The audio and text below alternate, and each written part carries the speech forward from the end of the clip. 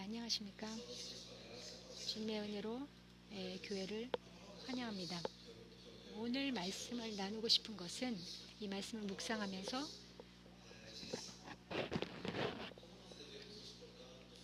우리가 마지막 때에 어떻게 우리가 행해야 되는지를 말씀해 주시고 있습니다. 그리고 특히 우리가 일상생활을 지내면서 뉴스를 통해서도 볼 수 있습니다. 그리고 이 세상에 있는 사람들, 친구들도 교회를 안 다니는 친구들도 많이 있습니다. 그 친구들을 보면서 이 세상에 일어나는 일들을 알고 있냐 하고 저에게 말하는 사람도 많이 있습니다. 어떤 것이 올바른 건지, 어떤 게 거짓인지, 어떤 것이 맞는 건지 모를 때가 너무 많이 있습니다.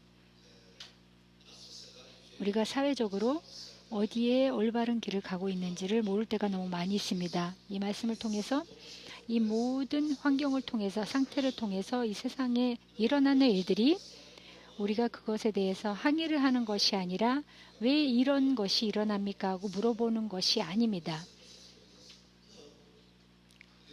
그런 태도가 아니라 하나님께서 이 모든 것이 이루어지게 허락하셨습니다. 많은 것들을 우리가 나누고 말씀을 전했습니다. 그렇지만 예를 들어서 오늘 참 특별한 일이 일어났습니다. 제 머리를 잘라주는 그 미용사가 믿는 사람입니다. 그리고 제 머리를 자르면서 이렇게 말했습니다. 목사님, 다른 사람, 이렇게 문신이 많은 사람에 대해서 그 자매님이 얘기하고 있었습니다. 오늘 너무 문신을 많이 한 사람이 있어서 완전히 몸을 제대로 볼 수 없는 사람을 봤다고 했습니다. 그렇지만 옛날에는 뭐 그렇게 오래되진 않았습니다. 사람들이 문신을 한 사람들은 보이지 않게 했었습니다. 그리고 군대에는 옛날에는 문신이 있는 사람들은 들어가지도 못했습니다. 사회적으로 정말 안 좋은 것이었습니다. 그렇지만 지금은 그 문신을 통해서 거기에 이 악한 영들의 표시를 하는 게 마땅하다고 생각하는 사람이 너무 많이 있습니다. 이 악한 마귀의 상징, 이것을 하는 사람이 너무 많이 있습니다. 그리고 말씀으로는 이 문신이나 내 몸에다가 손을 대지 말라고 하셨습니다. 우리가 말씀으로 보겠습니다. 레위기, 구약 성경 레위기. 이 세상이 너무 변했기 때문에 우리가 무슨 때를 살고 있는지, 시대를 살고 있는지 우리가 알아야 됩니다. 왜 이런 일이 일어나고 있냐고, 그렇지만 왜 이런 일이 일어나는지 우리 말씀으로 우리가 하나님이 허락하신 것이라고 알아야 됩니다. 레위기 19장 28절 말씀을 다 같이 다 보겠습니다. 죽은 자 때문에 너희의 살에 문신을 하지 말며 문의를 놓지 말라. 나는 하나님이니라. 왜 이런 말씀을 하셨습니까? 이 말씀을 통해서 이 레위기 시대 때 그리스도의 한 1000년 전에 그 사람들이 죽은 자를 상징하기 위해서 문신을 하였기 때문에 하나님께서 하지 말라고 하신 것입니다. 그렇지만 지금은 이게 유행이 돼서 하는 사람들이 더 많아졌습니다. 그리고 미용사가 얘기하는 게 이 마귀의 상징이라고 그분도 알고 있었습니다. 왜 이 말씀을 드리냐면 이 세상의 모든 관점이 다 바뀌었기 때문에 우리가 이 세상에 살면서 마지막 때를 살고 있다는 증거입니다. 이 말씀 안에서, 성경 말씀에는 이 마지막 때에 일어날 수 일들을 미리 말씀하셨습니다. 우리가 마지막 이게 5번째 증이 열렸습니다. 그리고 6번째 증이 대환란이 일어날 때 열릴 것입니다. 6증이 열릴 때 대환란이 일어나기 때문에 그러면 마지막 5번째 증을 우리가 살고 있는 것입니다. 그리고 이때에 하나님의 말씀 안에서는 그리고 하나님을 사랑하는 이 마음이 많이 식을 거라고 했습니다. 사람들의 사랑이 식을 거라고 말씀하고 계십니다. 말씀을 통해서 보겠습니다. 마태복음 24장, 마태복음 24장 12절 말씀을 보겠습니다. 마태복음 24장 12절 말씀. 네, 9절부터 보겠습니다. 이 9절은 이 마지막 5번째 증을 말씀하고 있습니다. 5번째 그리고 6번째가 열릴 때, 그리고 우리가 5번째로 지금 살고 있는 것입니다. 그리고 9절을 통해서 그때 사람들이 너희를 환난에 넘겨주겠으며 너희를 죽이리니 너희가 내 이름 때문에 모든 민족에게 미움을 받으리라. 그때에 많은 사람이 실족하게 되어 서로 잡아주고 서로 미워하겠으며 거짓 선지자가 많이 일어나 많은 사람을 미혹하겠으며 불법이 성함으로 많은 사람의 사랑이 식어지리라. 아멘. 이거는 벌써 써 있습니다. 2000년 전 그리스도가 태어나시기 전에부터 적혀 있었던 것입니다. 이 모든 것이 일어난다고 말씀하시고 있습니다. 그리고 많은 사람들이 서로 죽이고 서로 미워하고, 그리고 거짓 선지자가 많이 일어날 거라고 말씀하고 있습니다. 선지자는, 예언자는 주님께서 주시는 은사입니다. 그렇지만 하나님 말씀 안에서 그 예언자가 어떻게 해야 되는지, 어떻게 행동해야 되는지 말씀하고 계십니다. 거기에 은사가 있는 자는, 그리고 가르침을 받고, 그리고 훈련을 받고, 그리고 인도, 리더를 통해서 지도를 받아야 됩니다. 왜 거기에 아무렇게 자기 마음대로 예언을 하면 안 됩니다. 사람들을 피해를 주고, 그 은사는 하나님이 주신 것입니다. 고린도전서에 말합니다. 거기에 고린도전서에 주님께서 자녀들에게 은사를 주신다고 말씀하셨습니다. 그리고 교회를 덕을 세우기 위해서 주신 것입니다. 그 은사를 써야 됩니다. 그리고 교회에는 예언자들이 있어야 됩니다.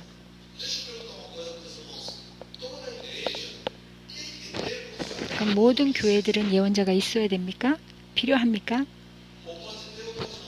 있어도 됩니까? 안 있어도 됩니까? 있어야 됩니다.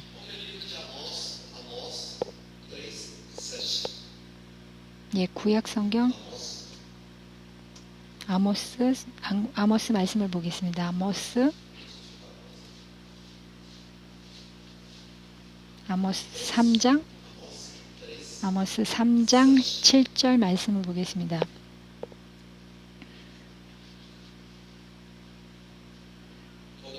네, 다 같이 보겠습니다. 주 여호와께서는 자기의 비밀을 그중 선지자들에게 보이지 아니하시고는 결코 행하심이 없으시리라. 아멘. 모든 교회들은 선지자가 있어야 됩니다.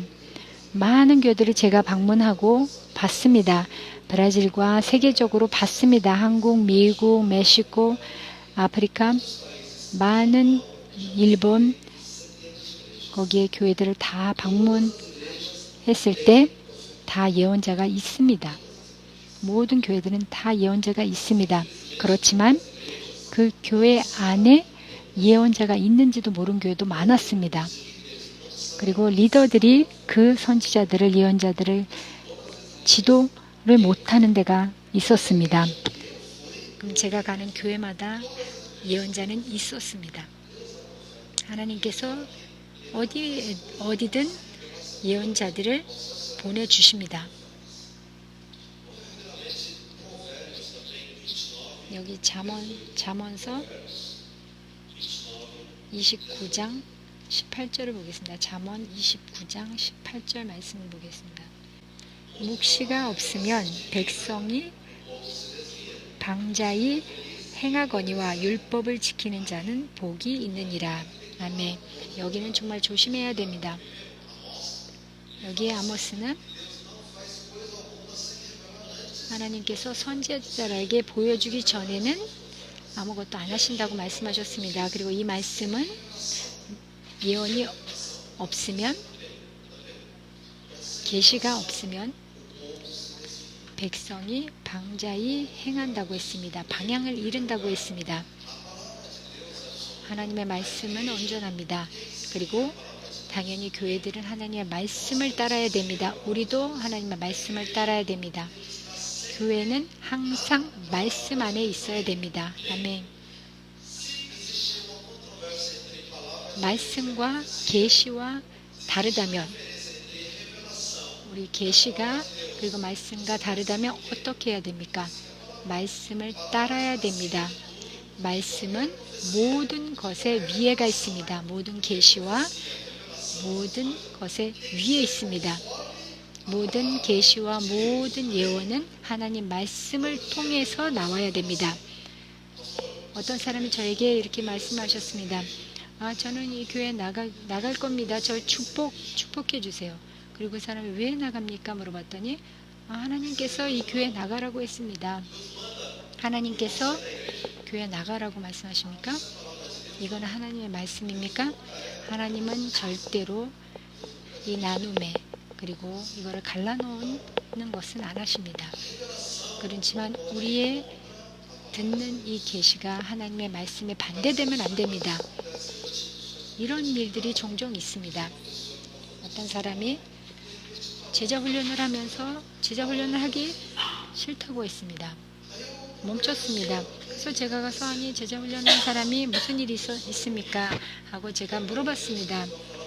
그리고 이 인사자가 이 훈련 받는 자가 저에게 그랬습니다. 이제부터는 저는 천국 공부할 필요가 없습니다. 왜? 하나님께서 저에게 직접 말씀하신다고 하셨습니다.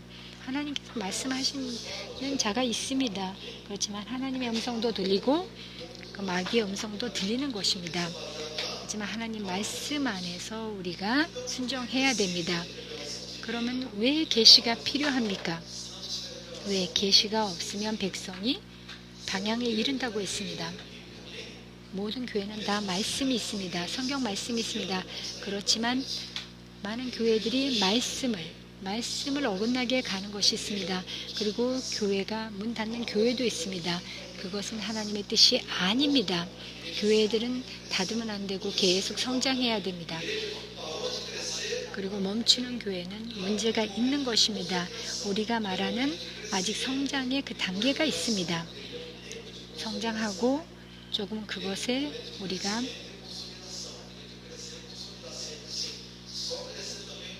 항상 잘하는 것이 성장하는 것만 아니라 성장을 하고 머물고 그 단계가 필요합니다. 그렇지만 1년이 지난 후에는 교회는 조금씩은 성장해야 됩니다. 성장하지 않으면 문제가 있다는 것입니다. 숫자로도 해야 됩니다. 교회들은 갈리면 안 됩니다. 교회들은 몇 배로 그리고 다른 교회를 열고 다른 교회 성장을 해야 됩니다. 갈라지는 것이 아니라 나눠서 성장하는 것입니다. 이 파라이바에 있는 우리 교회도 있습니다. 거기에 북쪽에 있는 다음 달에 잠깐 방문할 것입니다. 그리고 그 목사님하고 제가 어제 말씀을 나누면서 거기에 목사님이 거기에 있는 그 이웃에 있는 동네에 교회를 하나 더 열고 있습니다 하고 그렇게 전화가 왔습니다. 성장해야 됩니다. 갈라지는 교회가 아니라 성장하는 교회입니다. 많은 교회들이 생기지만 갈라서 생기는 것은 안 됩니다. 교회가 성장을 하고 다른 교회를 열고 그것이 하나님께서 원하시는 것입니다. 하나님의 말씀이 각 교회에게 주는 그 말씀 안에 그 순간들이 있습니다. 성령님께서 인도하시는 그 말씀이 그 각 교회에 있습니다. 그렇지만 성령님의 인도에 따라서 우리가 귀를 열고 성령님의 흐름을 우리가 듣는 것을 집중해야 됩니다. 성령님의 흐름의 시대가 있습니다. 그때 그 나라마다 그 곳마다 그 백성마다 그리고 성령님의 흐름이 있습니다. 그 흐름에 우리가 들어갈 줄 알아야 됩니다. 그것을 통해서 당연히 계시를 통해서 하나님께서 주시는 그 계시는 나는 여기 이제 지금 나가서 여기 북쪽에 가서 선교를 해야 된다. 그렇게 말씀하시지는 않습니다. 하나님께서 나의 기도에 그 응답을 주시는 것에 계시를 통해 주십니다. 내 마음속에 있는 그 응답해 주시는 것에 계시를 통해서도 주십니다. 그렇지만 새로운 곳에 다른 데 가라고 하셨을 때는 머물고 우리가 그 응답을 위해서 기도해야 됩니다. 그 컨펌을 받아야 됩니다. 우리 말씀을 읽고 기도를 하면서 다른 사람들 통해서 아니면 리더를 통해서 아무한테도 얘기하지 않았지만 기도하고 있는 그 순간에 그 기간에 다른 사람들 통해서 그 컨펌을 받을 수 있습니다. 하나님께서 인도해 주시는 것입니다. 무엇을 해야 될지 하나님 뜻 안에서 인도해 주십니다. 제가 간증을 하나 하겠습니다. 하나님께서 내가 생각하지도 않은 거에 대해서 말씀하실 수 있으니까 네, 그럴 수 있습니다. 그러면 어떻게 해야 됩니까? 그러면 짐을 싸가지고 가야 됩니까? 아닙니다. 컨펌을 받아야 됩니다. 제가 다시 한번 이 간증을 하겠습니다. 제가 몇 년 전에 제가 산폴에서 기도를 하고 있었는데 어떤 목사님이 오셔서 저를 보면서 처음으로 봤습니다. 목사님이십니까? 네, 맞습니다. 말씀을 전하는 게 보입니다. 그렇지만 브라질이 아닙니다. 일본에서 말씀을 전하는 것을 봤습니다. 근데 저는 일본 사람이 아닙니다. 저는 한국 사람입니다. 그렇지만 이 목사님은 계시로 일본에 가서 말씀을 전할 거라고 계시를 받았습니다. 그러면 그 계시를 받았습니다. 그리고 한 번도 일본을 가지 않고 일본에 아는 사람도 없고 그렇지만 그 계시를 받았습니다. 그럼 어떻게 해야 됩니까? 그러면 짐 싸고 일본에 가야 됩니까? 그럼 어떻게 해야 됩니까? 이 순간에는 주님께서 주시는 것이라면 제가 받습니다. 그렇지만 저를 인도해 주세요. 왜 일본에는 아는 사람도 없습니다. 일본어도 일어도 못하고 아무것도 모릅니다. 이것이 하나님의 뜻이라면 이것을 컨펌을 받고 싶습니다 하고 기도했습니다. 그렇지만 하나님의 뜻이 아니라면 이것을 다 차단합니다. 예수의 이름으로 다 차단합니다. 다 나갈지어다 하고 선포했습니다. 그렇지만 이 계시는 우리가 어떤 계시인지 우리가 잘 판단해야 됩니다. 두 가지를 제가 이해를 했습니다. 일본으로 갈 것이다. 말씀을 전하러 갈 거라고 계시를 받았습니다. 그러면 한 가지는 말씀을 전하는 것입니다. 이건 하나님의 뜻입니까? 하나님의 말씀을 전하는 것은 하나님의 뜻입니다. 이거는 하나님이 주신 것입니다. 그렇지만 성경 말씀이 1번이라고 써 있습니까? 1번인지 아닌지 모릅니다. 주님께서 주시는 계시라면 제가 컨펌을 받겠습니다. 그리고 1번이라는 컨펌을 받고 싶습니다. 아무도 모르는데 어떻게 갑니까? 그리고 기도하고 있었습니다. 그리고 그 다음 주에 제가 브라질리아에 있었는데 거기에 산기도에 갔습니다. 그러니까 토요일날 오후에 산기도에 갔습니다. 브라질에 거기에 산기도는 산이 없습니다. 그냥 언덕입니다. 넓은 언덕에 올라가서 그냥 넓은 벌판에서 기도하기 시작했습니다. 그리고 다른 교회 교인들이 한 30명이 오르고 와서 같이 기도를 했습니다. 그리고 우리가 동그랗게 하고 많은 사람들이 같이 기도하기 시작했습니다. 한 40명이 기도하기 시작했습니다. 그리고 그 마지막 때 저기 있는 사람이 그 반대편에 있는 사람이 저에게 일본에 갈 겁니다. 당신이 일본에 갈 겁니다 하고 알지도 못한 사람이 저에게 두 번째로 일본에 간다고 예언을 했습니다. 두 번째구나. 이 사람은 알지도 못하는데 또 두 번째로 상폴에 있었고 그 다음 주에는 브라질리아에서 또 똑같은 계시를 받았습니다. 저희 다시 기도했습니다. 주님 보세요. 거기 있는 동양인은 저밖에 없었습니다. 그러면 그 사람이 그냥 일본 사람 같이 보여서 그렇게 얘기했을까요? 그렇지만 하나님, 일본에 정말 주님의 말씀의 뜻이 있다면 다시 한번 컨펌 받고 싶습니다. 그리고 한 2주 지나서 상포울에 왔는데 기도를 하고 있었을 때 우리가 아는 기도팀의 어느 자매님이 이런 말씀을 했습니다.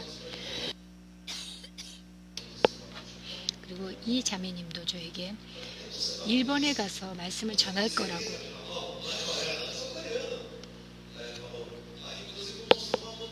그리고 제가 다시 한번 컨펌을 했습니다. 어떻게 일본인지 아냐고 물어봤더니 그 자매님이 그 일본 국기를 받다고 했습니다. 그리고 3번 사람들이 다른 사람들을 똑같은 계시를 받았습니다. 그러면 또 다시 컨펌을 해야 됩니까? 그리고 기도하는 것을 바꿨습니다. 주님, 자, 알아들었습니다. 정말 일본에 가서 말씀을 전하자면 가겠습니다. 그렇지만 거기에 아무도 모르고, 그리고 문을 열어주세요. 제가 여기 있사옵나이다. 주님께서 보내시면 가겠습니다. 말씀을 전하러 가겠습니다. 그리고 문을 열어주세요. 그리고 한 달이 지났습니다. 어떤 사람이 저에게 전화를 했습니다. 필리핀 목사님이십니까? 제가 너무 아픈데 제가 집도 못 나가고 저를 위해서 기도해 주실 수 있습니까? 저기 파울리스타 쪽에 사는 분이었습니다. 렌치 학교에 있는 앞쪽에 사시는 분이었습니다. 그래서 누구이고 지금은 돌아가셨지만 한 6년 전에 있었던 일입니다. 그리고 일본 부모님은 일본 사람이었고, 그리고 일본에서 가서 일을 하고 있었는데 거기에 암이 걸렸다고 했습니다. 그리고 2달밖에 남지 않았다고 얘기해서, 그리고 일본에서 수술도 못하고 브라질로 다시 돌아온 것입니다. 거기에 있는 미국에 있는 어떤 친구가 있었는데 그 친구가 이분을 소개해 준 것입니다. 그리고 그분이 그 친구하고 얘기를 하면서 내가 암이 걸려서 지금 2달밖에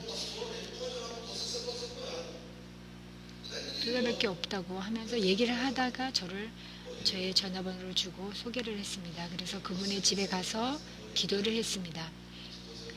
그리고 기도를 하고, 그리고 그 다음날에 전화가 왔습니다. 그분이 4층에 사는데 기도를 받은 후에 그 다음날에 리베라푸에라 공원까지 정말 걸어갔다 왔다고, 하나님께서 당신을 치유하셨습니다 하고 선포했습니다. 그리고 그분이 오셔서 다른 교회에 우리가 건물이 있었을 때 오셨습니다. 그리고 같이 와서 예배도 드리고, 그리고 건강을 회복하고 일본으로 다시 돌아가셨습니다. 그리고 한 2달 후에 내 간증을 여기에 있는 분들에게 했는데 여기에 새 교회에서 초청하고 있습니다. 그러면 올 수 있습니까? 하나님께서 응답하신 거구나. 그래서 그 사람을 통해서 일본에 사역을 하러 갔다 왔습니다. 하나님께서 문을 열어주신 것입니다. 이 계시를 통해서, 계시는 참 조심해야 됩니다. 우리가 컨펌을 하고 일본은 갈 생각도 안 했습니다. 그렇지만 하나님께서 모든 것을 다 준비하셨습니다. 그리고 제가 여기 있사옵나이다 가겠습니다 할 때 문을 열어주셨습니다. 그리고 어떤 목사님이 중국으로 갈 거라고 했습니다. 그래서 중국은 가고 싶지 않습니다. 그래서 제가 이렇게 기도했습니다. 주님께서 보내시는 곳은 어디든 가겠습니다. 그렇지만 중국은 가기 싫습니다. 다른 곳은 다 가겠습니다. 주님 뜻안에서 아프리카에도 가겠습니다. 그렇지만 중국은 가기 싫습니다. 그렇지만 지금은 중국을 가고 싶지만 그때는 정말 가기 싫었습니다. 그래서 주님이 그 기도를 들어주시고 2달 후에 아프리카에 보내주셨습니다. 그리고 문을 열어주시고 아프리카에 가서 사역을 했습니다. 그리고 제가 그것도 생각지도 않았습니다. 아프리카에 갔을 때 생각했습니다. 제가 몇 달 전에 하나님 아프리카에 보내셔도 가겠습니다 한 그 기도가 응답받았다는 것을 나중에 깨달았습니다. 이집트에 더 있었는데 거기에 무슬림교들이 많이 있었습니다. 거기에 무슬림 사람들을 정말 구원을 얻고 사역을 하고 성령 세례를 하고 많은 사람들이 치유를 받고 앉아있던 그 휠체어에 앉아있는 사람이 일어났을 때 거기에 무슬림들이 교회로 다 들어오기 시작했습니다. 제가 하는 것이 아닙니다. 주님께서 하시는 것입니다 하고 이 주님을 전했습니다. 구원자로 받아들이세요 하고 전하기 시작했습니다. 거기에 치유를 하시는 것을 보고 무슬림들이 다 주님을 받아들였습니다. 구원자로 고백하는 것을 다 했습니다. 거기에 20일 동안 2명이 더 갔는데 20일 동안 우리가 카이로 이집트에 있었는데 거기에 500명의 무슬림 사람들이 구원을 받았습니다. 치유는 누구든 구원을 얻지 못합니다. 그렇지만 이 치유를 통해서 구원을 얻을 수 있는 기회를 얻는 것입니다. 무슬림 사람들이 제 손을 잡고 머리에다 얹고 치유해달라고 했습니다. 그렇지만 주님이 하시는 것입니다. 그럴 때 그분들이 거기에 있는 기적을 봤기 때문에 예수님을 다 영접했습니다. 어떤 노인이 간증을 했습니다. 자기에게는 정말 평생 알라 신에게 기도를 했다고 했습니다. 그렇지만 알라는 한 번도 이런 기적을 치유를 준 적이 없습니다. 그리고 그 말씀을 통해서 예수의 이름으로 치유를 했을 때 주님이 살아계신 하나님이시라는 것을 그 사람들이 깨달았습니다. 이 말씀을 통해서 하나님께서 계시를 통해서 우리를 인도하십니다. 그리고 어떤 각 사람에게 교회에게 어떤 사역에 하나님께서 계시를 통해서 인도하시는 것입니다. 이것이 계시입니다. 하나님께서 지금 당신이 저기 가라고 합니다. 그런 계시는 정말 하나님의 뜻이 아닙니다. 그리고 계시는 급하게 하는 것이 아닙니다. 사람을 다급하게 하고 답답하게 하고 성급하게 하는 계시는 하나님의 뜻이 아닙니다. 그건 마귀의 수작입니다. 하나님께서 어느 곳에 빨리 보내려고 하시지 않습니다. 내가 안 가면 다른 사람을 보내십니다. 우리가 특별한 것이 아닙니다. 왜 하나님께서 동물까지도 쓰십니다. 그렇지만 나를 쓰실 때는 하나님 제가 여기 있사옵나이다. 제가 기도하고 응답할 때 주님께서 우리를 준비시켜 주시고 보내실 것입니다. 평화와 사랑으로 우리를 다루십니다. 넌 지금 당장 가야 된다. 그런 건 없습니다. 하나님께서는 그렇게 말씀 안 하십니다. 조심해야 됩니다. 그 계시에 조심해야 됩니다. 이 많은 계시들이 콤폼을 받고 그리고 우리가 기도하고 그리고 콤폼을 여러 번 받고 그 다음에 확실하게 준비된 자로서 해야 됩니다. 계시를 통해서 문제가 일어나고 닫은 교회들도 제가 봤습니다. 그리고 계시가 없는 곳에는 백성들이 그 인도를 방해한다고 했습니다. 이 모든 은사를 개발해야 되고 성장해야 되고 그리고 가르침을 받아야 되고 훈련을 받아야 됩니다. 어떤 어린이가 와서 이 모든 무기를 쓰려면은 준비를 해야 됩니다. 하나님의 법을 지켜야 됩니다. 하나님의 말씀은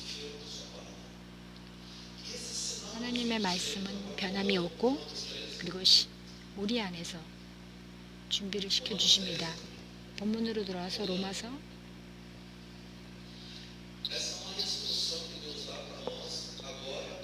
하나님께서 우리에게 마지막 때 주시는 지시입니다.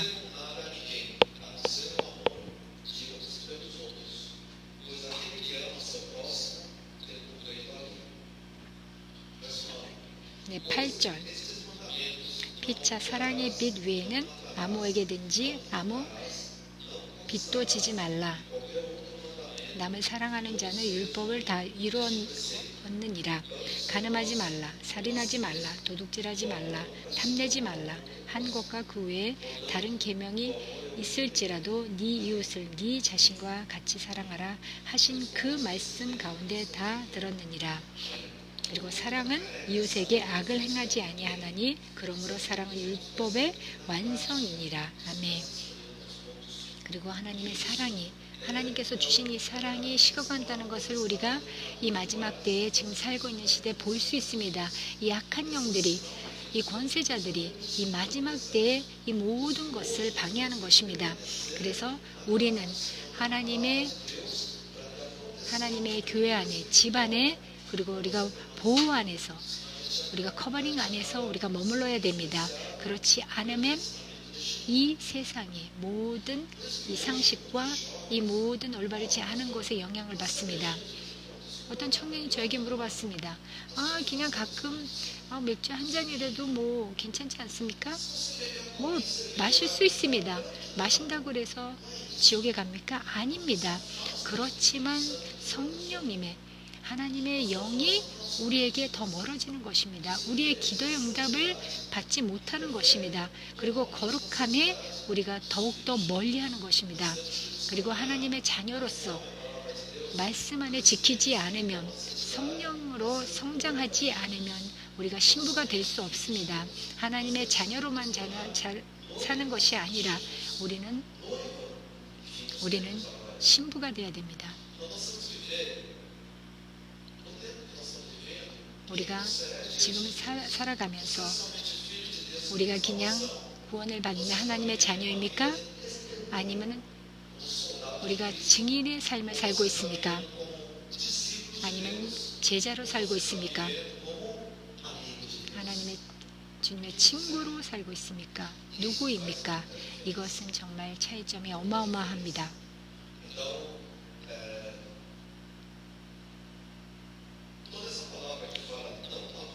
여기에 있는 모든 말은 가늠하지 말라, 살인하지 말라, 도둑질하지 말라, 탐내지 말라 이 모든 말씀은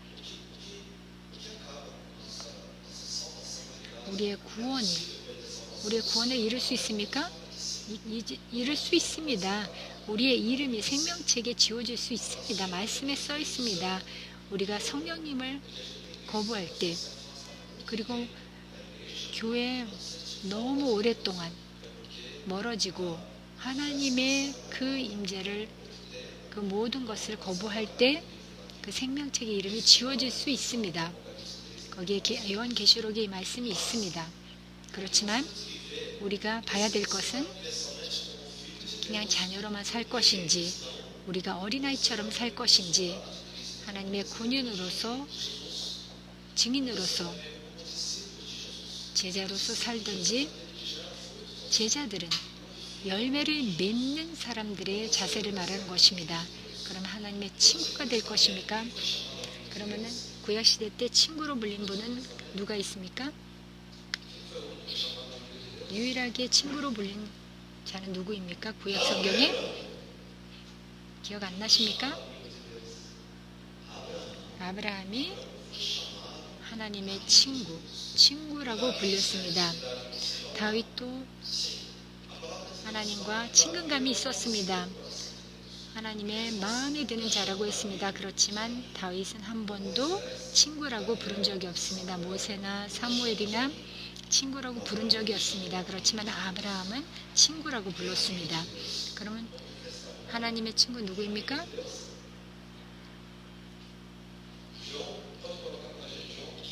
네, 요한복음 15장 14절 말씀을 보겠습니다. 요한복음 15장 14절 말씀.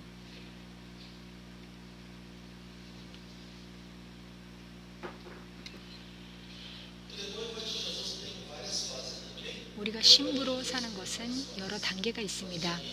친구, 제자, 군인, 그리고 증인으로서 사는 것입니다. 하나님의 친구는 14절 너희는 내가 명하는 대로 행하면 곧 나의 친구라. 아멘.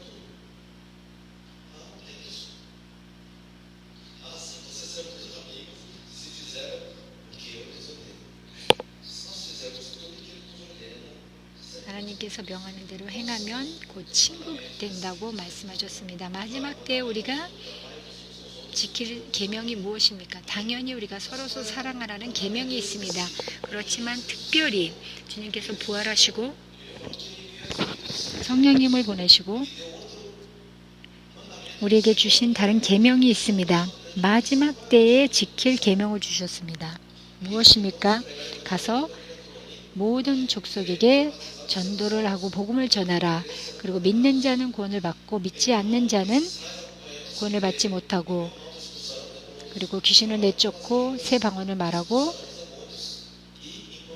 그리고 손을 얹을 때 치유하리라고 말씀하셨습니다. 가서 그리고 제자를 삼고, 이것을 말씀하셨습니다. 이 교회들이 해야 될 일입니다. 주님께서 말씀하신 귀신을 내쫓는 것이 주님께서 주신 계명입니다. 그리고 손을 얹고 치유하는 것도 주님께서 말씀하시고 우리에게 주신 계명입니다. 그리고 새 방언을 말하고 성령님을 통해서, 그리고 순절날에 내려주신 성령님을 통해서 우리가 새 방언을 받을 거라고 말씀하셨습니다. 받았습니다. 이 모든 것을 우리가 지켜야 됩니다. 그리고 우리가 제자가 될 수 있는 것은 무엇입니까? 네, 15장 지금 올라가서 8절. 요한복음 15장 8절. 너희가 열매를 많이 맺으면 내 아버지께서 영광을 받으실 것이요 너희는 내 제자가 되리라. 아멘. 말씀을 통해서 하나님께서, 아버지께서 영광을 받으실 것이다. 우리가 열매를 많이 맺을 때 아버지께서 영광을 받으실 것이라고 했습니다. 그러면 제일 좋은 열매는 무엇입니까? 우리에게 사랑도 주시고 성령님의 능력을 주시고 우리에게 은사도 주시고 계명도 주시고 말씀을 주시고 모든 것을 주셨습니다. 그리고 천군 천사들을 보내주셨습니다. 우리에게 열매를 맺을 수 있게 모든 조건을 주셨습니다. 그러면 제일 좋은 열매는 무엇입니까? 하나님 앞에 열매를 우리가 많이 보여드릴 수 있습니까? 우리에게 주시는 영혼들을 말씀하시는 것입니다. 영혼들을 구하는 것입니다. 사람들이 헷갈릴 때가 있습니다. 거기에 치유가 일어나고 기적이 일어날 때 다리도 짧은 사람도 그 사고 후에 짧은 다리가 길어졌습니다. 당연히 사람들에게 신기하게 보입니다. 그렇지만 이것을, 그 치유가 구원을 주는 것은 아닙니다. 이것들은 사람들을 집중하는 것입니다. 그리고 멕시코에도 거기 쩔로발이 있었던 사람도 치유를 받았습니다. 그것을 보고 그리고 사람들이 많이 모이기 시작했습니다. 그리고 그 순간 예수님이 하시는 것입니다. 그리고 먼저 영접 기도를 해야 됩니다. 제일 중요한 것은 거기에 구원을 얻게 하는 것입니다. 우리가 하나님 앞에 열매를 많이 맺을 수 있는 것은 영혼을 구하는 것입니다. 아버지께서 영광을 받으실 것은 우리가 열매를 많이 맺을 때 영광을 받으십니다. 그러면 아버지께 영광을 돌릴 때가 언제입니다? 열매를 맺을 때입니다. 우리가 경배할 때도 영광 돌리는 것입니다. 당연히입니다. 그렇지만 그냥 찬양만 하고 전도도 한번 안 했다면 아무 소용 없습니다. 거기에 열매가 어디 있습니까?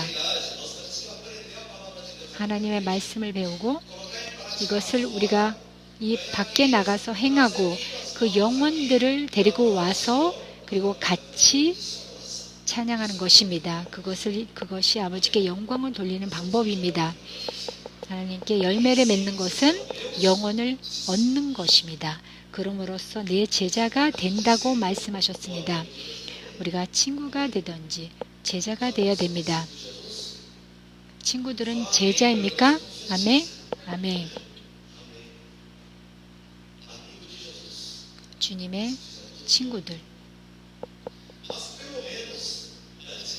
우리가 돼야 됩니다. 그러니까 당연히 우리도 우리의 삶을 간증해야 됩니다. 말씀을 통해서 보겠습니다. 사도행전 8장 사도행전 1장 8절 사도행전 1장 8절 저도 이 일을 하고 싶습니다. 저도 전도하고 싶습니다. 훈련도 많이 받았습니다. 그렇지만 전에는 정말 하고 싶었지만 용기가 없었습니다. 어떻게 결과를 얻을 수 있는지 몰랐습니다. 내 힘으로 하면, 내 생각으로 하고 내 지식으로 하면 못합니다.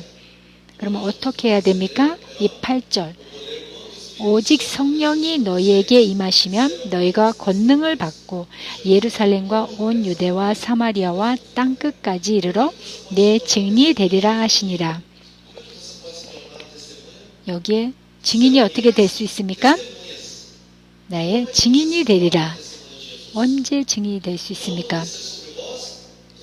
오직 성령이 너에게 임하시면, 여기에 성령 세례를 말하는 것입니다. 성령 세례를 받고 성령님이 임하실 때 내 증인이 되리라고 말씀하고 계십니다. 아멘. 제가 신학을 하면서 이 신학에서 이런 것도 못 배웠습니다. 그런 것도 몰랐습니다. 그리고 제일 차이점은 성령님을 받아야 됩니다. 성령 세례를 받아야 됩니다. 사도행전 1장 5절을 보면, 올라가서 1장 5절을 보면, 제가 사도행전을 이 책을 한 100번 읽었습니다. 그렇지만 이 구절이 있는지 제가 깨닫지 못했습니다. 그 전에는 몰랐습니다. 5절 여기에 성령 세례를 받는 것을 깨닫지 못했었습니다. 요한은 물로 세례를 베풀었으나 너희는 몇 날이 못되어 성령으로 세례를 받으리라 하셨느니라. 아멘. 여기 성령 세례가 무슨 뜻입니까? 우리의 물로 세례 침례가 있습니다. 다음 달에 있을 것입니다. 그러면 성령 세례는 무슨 뜻입니까? 이게 무슨 차이가 있습니까? 이것이 무슨 성령 세례를 받은 자의 표적이 무엇입니까? 무엇이 있습니까? 이 성령 세례를 받은 자들은 방언을 하기 시작합니다. 여기에 성령님의 흐름으로 우리가 받는 것입니다. 여러 번 2장 거기 성령 세례에 대해서 말씀하십니다. 그리고 성령 세례를 받고 방언을 하기 시작했다고 했습니다. 우리가 방언을 함으로써 성령님에게 우리에게 자유함을 줍니다. 그리고 주님의 증인으로서 살 수 있는 능력을 얻습니다. 제가 신학을 하고 이 많은 연수를 받고 그리고 전도를 하러 나갔을 때 정말 창피했습니다. 두려웠습니다. 어떻게 전도를 할지 몰랐고 거기에 있는 거 정말 비참한 상황이었습니다. 그러면 제가 가서 전도를 할 줄도 몰랐고 어떻게 해야 될지 몰랐습니다. 그리고 그 후에 거기에 CCC 훈련을 받으면서 거기에 사봉 그 표지가 있었습니다. 거기에 전도지로 그걸 읽으면서 전도하는 거기에 책이 있었습니다. 거기에 제가 이 책으로 전도를 할 때 한 10명을 전도하면 6명이 받아들였습니다. 그리고 청소년 훈련도 하면서 거기에 있는 모든 것을 훈련을 받으면서 전도를 하면서 제가 1년 동안 전도를 한 결과로는 거기 한 2,500명을 거기에 팀이 전도한 우리가 그 평가를 내릴 수 있었습니다. 거기 한 60%가 우리가 전도를 할 수 있었던 것입니다. 그렇지만 이 성령 세례의 뜻을 이해하고 받고 거의 전도할 때는 100%입니다. 우리가 전도하는 것이 아니라 우리는 도구입니다. 성령님의 도구일 뿐입니다. 지금은 우리가 100명을 전도하면 99%는 9%는 복음을 받아들입니다. 이 마지막 때를 우리가 살고 있으면서 다시 한번 본문 들어가서 로마서 13장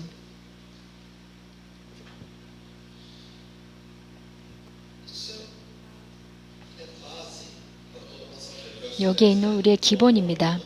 10절 사랑은 이웃에게 악을 행하지 아니하나니 그러므로 사랑은 율법의 완성이니라. 아멘. 우리는 사랑해야 됩니다. 이웃을 사랑해야 됩니다. 왜? 하나님께서 우리를 먼저 사랑하셨습니다. 로마서 5장 8절 하나님도 알기 전에 하나님이 우리를 먼저 사랑하셨습니다. 우리가 아직 다 같이 보겠습니다. 8절 5장 8절 우리가 아직 죄인 되었을 때에 그리스도께서 우리를 위하여 죽으심으로 하나님께서 우리에 대한 자기의 사랑을 확증하셨느니라. 아멘. 우리를 대신하여 죽으시고 그 사랑을 받았습니다. 그리고 우리에게 주신 계명은 이웃을 사랑하라, 서로 사랑하라고 말씀하셨습니다. 이 이웃을 사랑하지 못하면 다 잘못됐기 때문에 다시 시작해야 됩니다. 이웃을 사랑하고 그리고 용서를 하고 그리고 용서하고 사랑해야 됩니다. 이 이웃을 서로 용서하지 못한다면 다시 모든 것을 다시 시작해야 됩니다. 그것이 기본이기 때문입니다. 하나님께서 우리를 사랑하셨기 때문에 그 상대방을 사랑하지 못하고 용서하지 못하면 그러면 멈춰서 하나님께서 주신 사랑을 먼저 묵상하세요. 왜? 하나님의 사랑을 깨닫지 못했기 때문입니다. 하나님께서 우리를 사랑하십니까? 아멘. 확신하십니까? 아멘. 그러면 하나님이 우리를 사랑하신다는 것을 압니다. 그러면 그리고 우리가 이웃을 사랑하는 것은 당연한 것입니다. 그것은 우리에게 의무입니다. 그건 하나님의 계명입니다. 사랑한다면 용서해야 됩니다. 그것을 하지 못하고 있다면 하나님의 첫 번째 계명도 지키지 못하고 있는 것입니다. 그러면 다시 한번 회개하고 그리고 다시 시작해야 됩니다. 이 많은 사랑들이 식어가고 있다고 말씀하고 계십니다. 그리스도 안에서 우리가 일어나야 됩니다. 우리가 이 마지막 때에 자고 있으면 안 됩니다.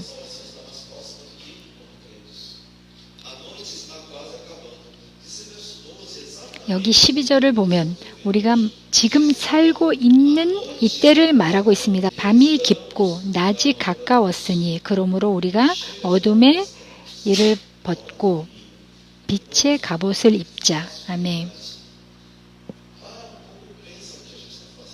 우리가 무엇을 하고 있는지 하나님의 뜻인지 우리가 머물러서 생각을 해야 됩니다. 집중하고 생각을 먼저 해야 됩니다. 13절 낮에와 같이 단정히 행하고 방탕하거나 술 취하지 말며 음란하거나 호색하지 말며 다투거나 시기하지 말고 오직 주 예수 그리스도로 옷 입고 정욕을 위하여 육신의 일을 도모하지 말라. 아멘. 여기 있는 사람들의 시기 질투가 너무 많이 있습니다. 이것은 하나님의 뜻이 아닙니다. 우리가 마지막 때에 살면서 제가 말씀을 묵상하면서 이것을 느꼈습니다. 많은 것을 우리가 구하면서 자유함을 얻으면서 우리가 기본적인 것을 우리가 안 할 때가 너무 많이 있는 것을 깨달았습니다. 이웃을 사랑하라고 다시 한번 깨닫게 주님께서 말씀하고 계십니다. 이 많은 것을 하지만 기본적인 사랑을 하지 못하고 있다면 다 멈추고 그리고 하나님 앞에 다시 돌아와서 하나님께서 우리를 먼저 사랑하셨기 때문에 그 목숨을 주셨기 때문에 이것을 깨달았습니다. 영적 세계는 아내는 남편을 순종해야 된다고 했습니다. 그리고 남편은 아내를 사랑하고 목숨을 바칠 수 있다고 했습니다. 바쳐야 된다고 했습니다. 그렇지만 남편이 아내를 위해서 목숨을 바친 사람 본 적이 있습니까? 저는 압니다. 그런 사람이 있는 줄 몰랐습니다. 그 아내를 위해서 목숨을 바치셨습니다. 주님께서는 신랑이 아닙니까? 그리고 교회는 신부 아닙니까? 그 신랑은 그 신부를 얼마나 사랑했으면 그 목숨을 주셨습니다. 마찬가지입니다. 남편에게 말씀하고 계십니다. 그리고 신랑이 주님께서 교회를 위해서 신부를 위해서 목숨을 주신 것처럼 남편들도 아내에게 그 목숨을 바칠 수 있어야 됩니다. 그리고 아내는 남편에게 순종하라고 말씀하고 계십니다. 이 모든 사랑이 이 모든 죄를 다 용서하십니다. 그리고 다시 한번 이 사랑의 기본을 우리가 깨닫고 그 첫 번째 기본을 우리가 첫 사랑으로 돌아가야 됩니다. 모든 것이 풀리지 않고 있습니까? 다시 한번 돌이키세요. 돌아가세요. 그 첫사랑으로 돌아가야 됩니다. 우리는 주님께서 우리를 위해서 우리에게 그 사랑으로 우리에게 목숨을 바치셨습니다. 우리의 목숨을 걸고 이웃을 사랑해야 됩니다. 그러면 그렇게 한다면 어떻게 용서하지 못합니까? 용서를 해야 됩니다. 사랑을 행해야 됩니다. 우리가 자유함을 많이 받고 그 리베르타성을 하지만 멈추는 단계가 있습니다. 왜? 진정으로 사랑하지 않고 그 사랑을 하나님의 사랑을 깨닫지 못하고 자기의 삶에 그 사랑이 있다는 것을 깨닫지 못할 때 이 모든 것이 다 머물 때가 있습니다. 그리고 자녀들은 부모님의 사랑을 깨달을 때 이 모든 것을 느끼고 그리고 깨닫고 변합니다. 좋은 하나님의 자녀는 아버지의 사랑을 깨달을 때 이루어집니다. 그럴 때 이웃을 사랑할 수 있을 것입니다. 사랑을 받지 못한 사람은 사랑을 나눌 줄 모릅니다. 그렇지만 우리는 먼저 아버지의 사랑을 받았습니다. 그러면 우리도 그 사랑을 행해야 됩니다. 이 말씀이 여기 있는 모든 성도님들에게 임하고 예수의 이름으로 선포합니다. 말씀을 선포하는 시간을 갖겠습니다. 서서 이 말씀을 선포하고